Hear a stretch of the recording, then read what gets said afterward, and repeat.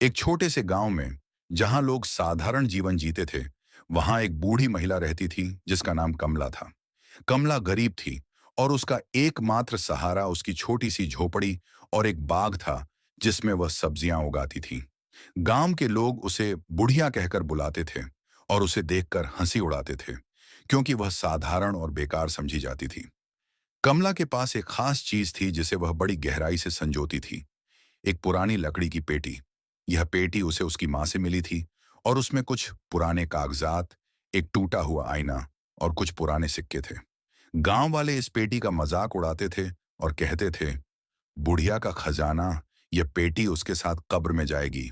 कमला ने कभी किसी को इस पेटी के बारे में ज्यादा नहीं बताया, लेकिन उसने उसे अपने बिस्तर के पास एक सुरक्षित कोने में रखा था। वह मानती थी कि इस पेटी में कोई जादू था, कोई छिपी हुई ताकत जो उसके जीवन को संवार सकती थी। लेकिन असल में यह उसके लिए उसकी माँ की यादगार थी, जिसे वह बहुत प्यार करती थी। गांव में एक लालची और धूर्त व्यक्ति था जिसका नाम शंकर था। शंकर को हमेशा दूसरों की संपत्ति पर नजर रहती थी और वह सोचता था कि कमला की पेटी में कुछ अनमोल हो सकता है।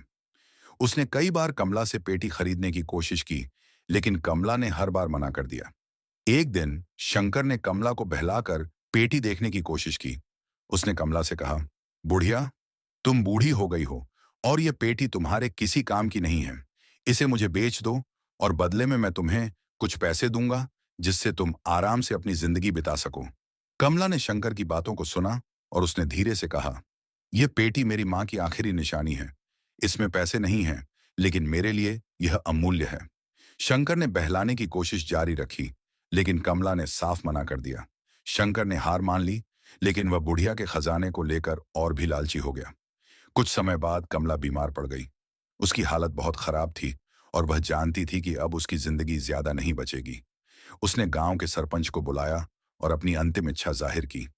जब मैं मर जाऊं, कमला ने कहा, इस पेटी को मेरे साथ दफना देना। ये मेरे लिए बहुत कीमती है और मैं इसे अपने साथ ले जाना चाहती हूँ। सरपंच ने कमला की बात मानी, लेकिन यह खबर पूरे गांव में फैल गई।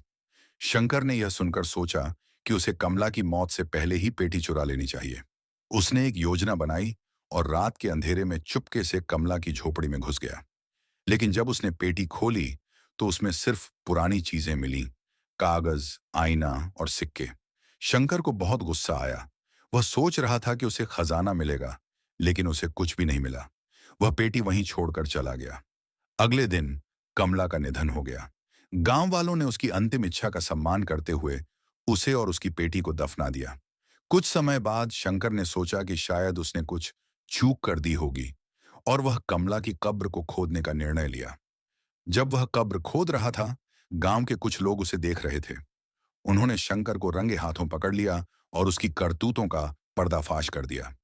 शंकर की इस नीच हरकत के कारण उसे गांव से बाहर निकाल दिया गया। कमला की कहानी गांव में एक सबक बन गई। गांव वाले अब समझ चुके थे कि सच्चा खजाना वह नहीं होता जो धन दौलत में होता है, बल्कि वह होता है जो हमारे दिलों में बसा होता है। कमला की पेटी में असल में कोई सोना या रत्न नहीं था, लेकिन उसमें उसके माँ की यादें और प्यार था, जो उसके लिए दुनिया की सबसे बड़ी संपत्ति